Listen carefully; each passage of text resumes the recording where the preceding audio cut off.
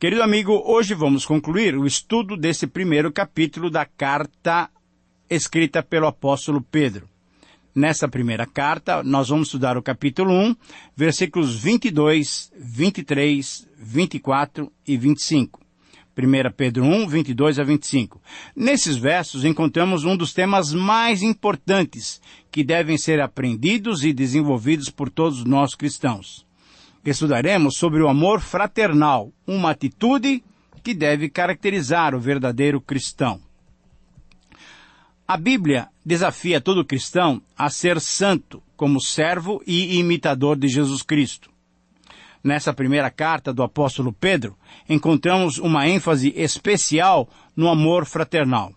Esta carta de Pedro destaca vários atributos importantes desse amor entre irmãos. Certamente, ao destacar essa virtude cristã, esse fruto do Espírito produzido na vida do cristão, Pedro se lembrou daquele momento mais intenso com o Senhor Jesus Cristo em que ele, Pedro, depois de ter negado Jesus por 3 vezes, ele teve a oportunidade de declarar o seu amor pelo Senhor. Também ele fez isso por 3 vezes. Você deve se lembrar do texto, é João 21, 15 a 19. Aquela experiência deve ter marcado a sua vida por todo sempre. E agora, depois de mais do que 30 anos, ao desempenhar o seu papel de pastorear o povo de Deus, ao enfatizar a necessidade do amor fraternal, Pedro provavelmente se lembrou daquele diálogo que ele teve com o Senhor Jesus, depois que o Senhor Jesus tinha ressuscitado. Ali ele pôde confessar 3 vezes que ele amava o Senhor, que ele amava o Senhor, que ele amava o Senhor. E certamente porque Deus nos amou primeiro, nós o amamos. E porque nós o amamos, na prática, nós devemos amar os nossos irmãos. Então, Pedro destaca nessa ocasião essa necessidade do amor fraternal, sabendo, porém, que a base para esse amor fraternal é o nosso amor a Deus, que na verdade tem como base o seu amor por nós. Aí sim, podemos amar, como diz o versículo 22, de coração. Esse amor não deve ser um amor apenas da boca para fora. É uma genuína preocupação com os irmãos. No versículo 22 também, como nós vamos estudar, deve ser um amor ardente. O verdadeiro servo do Senhor ama com fervor. No capítulo 3, dos versículos 8 a 11, nós vamos ver que Pedro retoma esse tema e ele fala que nós devemos tratar os irmãos como amigos. Então esse amor se manifesta na compaixão, na misericórdia, na humildade. Jamais procura vingança e não usa a língua para falar mal dos outros. O amor fraternal busca a paz. Mas Pedro ainda fala em 4:8 que esse amor deve ser intenso. Isso é, a intensidade do amor deve torná-lo prática para com os nossos irmãos. E em 5º lugar, Pedro mostra que esse amor pode cobrir os pecados dos outros, também lá no capítulo 4, versículo 8. Essa é a mesma expressão que Tiago usa, e Tiago explica esse sentido da passagem. O amor não minimiza os pecados, nem passa a mão na cabeça do pecador. O verdadeiro amor corrige o pecador para ajudá-lo a se arrepender e voltar para o Senhor. Os pecados são perdoados, são cobertos e não voltarão mais para condenar aquele pecador que então foi perdoado e resgatado. Mas Pedro ainda continua falando sobre esse amor fraternal no capítulo 4, versículos 9 e 10. Deve demonstrar a hospitalidade, deve se dedicar ao serviço dos outros. Através dos dons, esse amor é demonstrado também. E, finalmente, numa 7ª ênfase sobre o amor fraternal, Pedro mostra no capítulo 5, versículo 14, que devemos nos saudar uns aos outros, nos cumprimentar uns aos outros com esse amor fraternal.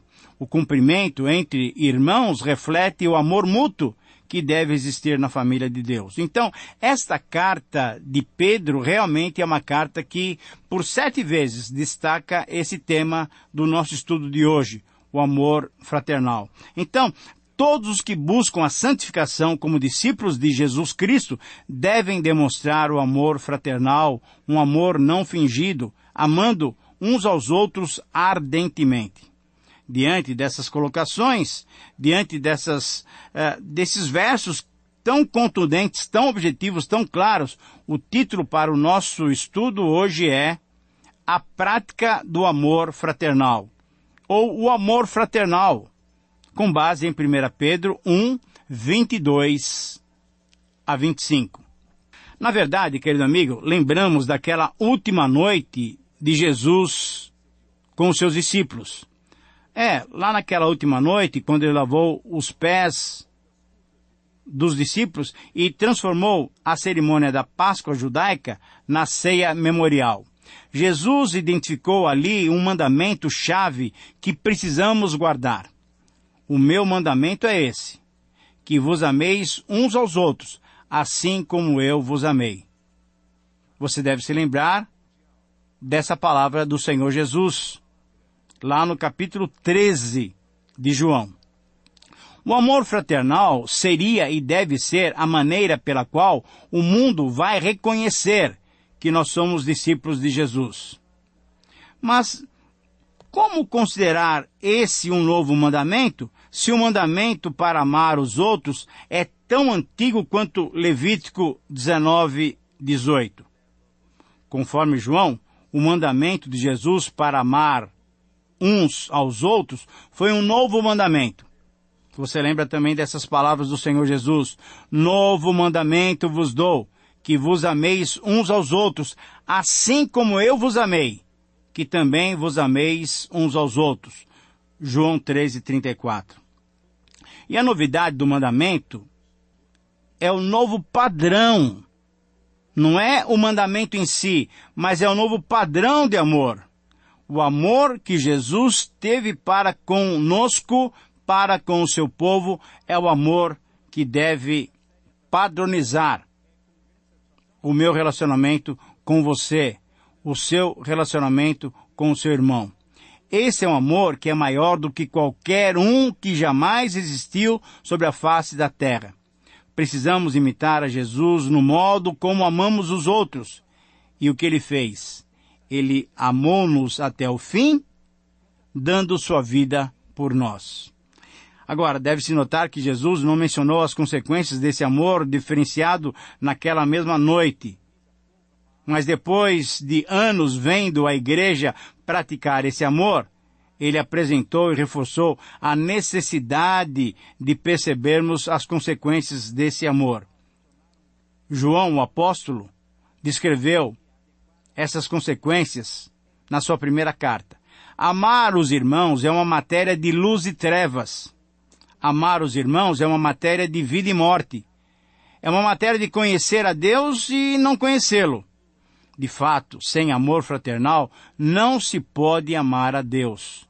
Amamos a Deus amando os irmãos. Nós precisamos entender muito bem isso daí. Temos que entender como amar os outros como o Senhor nos ama. E isso exige um exame da nossa natureza de amor, do amor que nós temos. Mas exige também verificarmos o amor que Deus nos dedicou, porque Deus amou o mundo de tal maneira que deu o seu Filho unigênito para que todo aquele que nele crê não pereça, mas tenha vida eterna. Eu vou repetir, se você tiver em condições, repita comigo esse verso tão bonito, mas que mostra qual é o amor que devemos dedicar aos nossos irmãos. Eu repito agora então, porque Deus amou o mundo de tal maneira que deu o seu Filho unigênito, para que todo aquele que nele crê não pereça, mas tenha vida eterna. Na análise do amor divino, devemos considerar então esses aspectos do amor do Senhor. O amor de Deus foi extensivo a todo mundo. O amor de Deus abrangia todos. Não havia exceções, não houve exceções, não há exceções. Quando buscamos imitar esse amor, precisamos amar, então, todos os irmãos sem distinção. O amor de Deus levou-o até ao sacrifício. Essa é uma segunda verdade sobre João 3,16. Ele sacrificou aquilo que era mais importante para ele. Ele deu o seu próprio filho.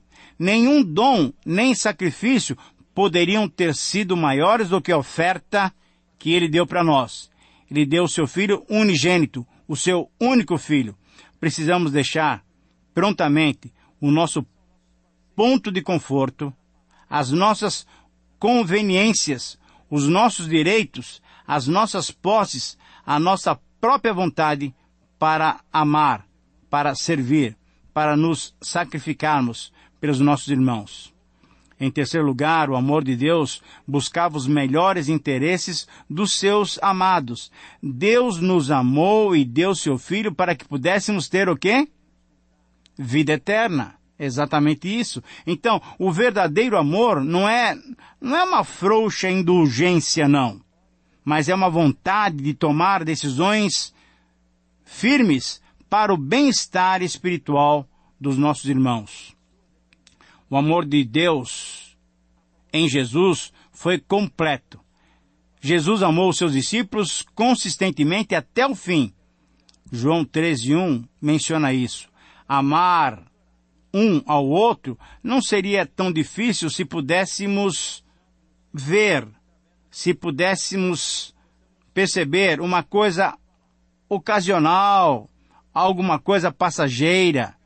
Mas, de fato, em certo sentido, temos uma ordem de nunca parar de amar os nossos irmãos. Então, foi um amor completo, e assim deve ser o amor completo, sempre amando, porque Paulo disse, o amor jamais acaba. E, em quinto lugar, o amor de Deus em Jesus foi e é sempre imerecido pelos homens. Nós somos alvos desse precioso amor, porém não fizemos absolutamente nada para merecê-lo. Pelo contrário, só agimos mal e nos distanciamos de Deus e dos outros. Querido amigo, se temos que amar os nossos irmãos como Jesus nos amou, temos que pedir graça, poder e capacitação para podermos obedecer esse novo mandamento. Não há em nós capacidade, nem desejo, nem condições para amarmos da maneira divina. Só pela bondade do Senhor, só dependendo do Senhor, poderemos amar dessa maneira, a mostrar para o mundo que somos verdadeiros discípulos de Jesus. Então, o princípio que esse texto nos propõe é visto nessa frase. Todo cristão deve expressar em sua vida cristã a marcante característica do amor fraternal. Eu repito, todo cristão deve expressar em sua vida cristã a marcante característica do amor fraternal. E nesses versos encontramos 3 destaques que devemos considerar para expressar o amor fraternal. O primeiro destaque a ser considerado é o relativo à ordem. Amai-vos de coração uns aos outros ardentemente. Versículo 22. São essas as palavras desse versículo. Tendo purificado a vossa alma pela vossa obediência à verdade, tendo em vista o amor fraternal não fingido, amai-vos de coração uns aos outros ardentemente. Primeiro, temos que reconhecer que é uma ordem, sendo uma ordem é um imperativo. O imperativo é para ser obedecido. O imperativo pressupõe um senhor que ordena e os servos que lhe obedecem. Uma ordem não deve ser discutida. Se não temos condições de obedecer, devemos pedir ao Senhor suficiência e capacitação para poder cumprir a sua ordem.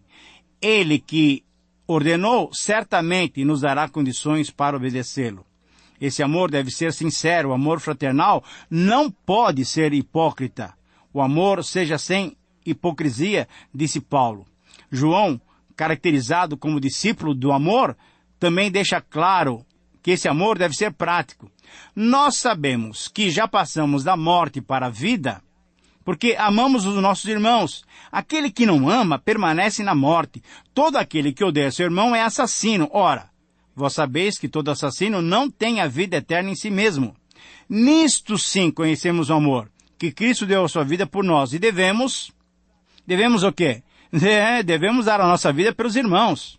Ora, aquele que possuir recursos deste mundo e vir a seu irmão padecer necessidade e fechar-lhe o coração, como pode permanecer nele o amor de Deus? Filhinhos, não amemos de palavra nem de língua, mas de fato e de verdade.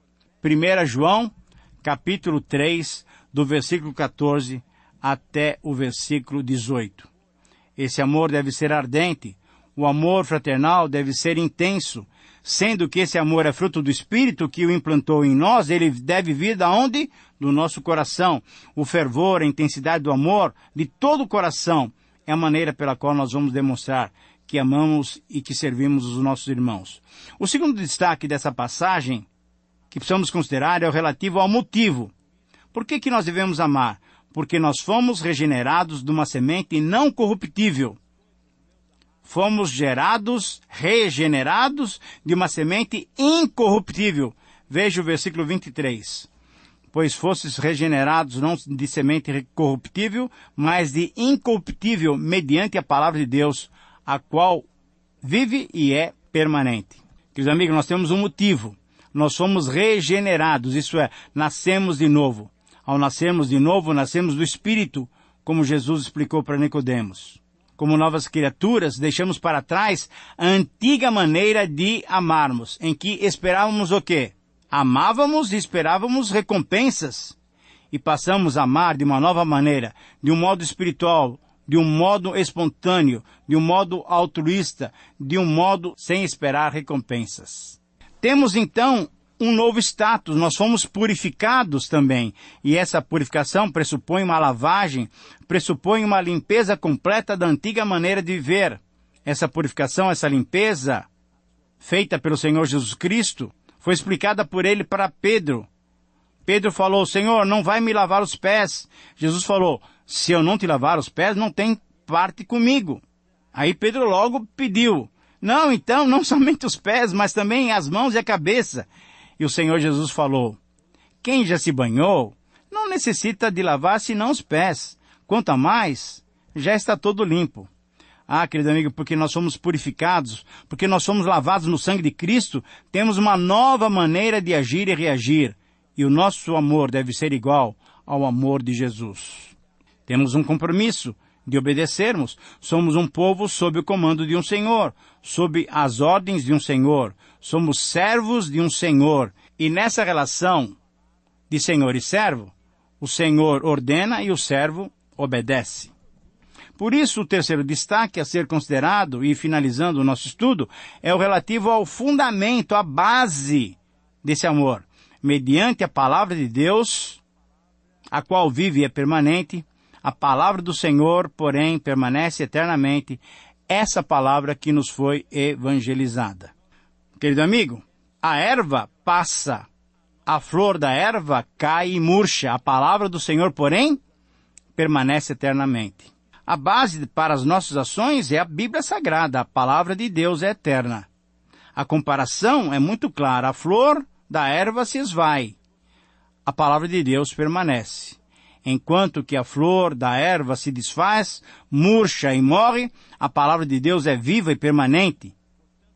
A palavra de Deus é viva, eficaz, mais cortante, como qualquer espada de 2 gumes. Penetra até o fundo, dividindo tudo, inclusive pensamentos e propósitos do coração. Por isso, o amor fraternal deve ter por base a palavra de Deus. Essa palavra que sustenta a nossa vida. Essa palavra que nos leva à santificação. Essa palavra que nos dá condições para amarmos da maneira que o Senhor quer que amemos. Que o Senhor te abençoe e que o Senhor te faça amar como Ele te amou. Um grande abraço, Deus te abençoe e até o próximo programa.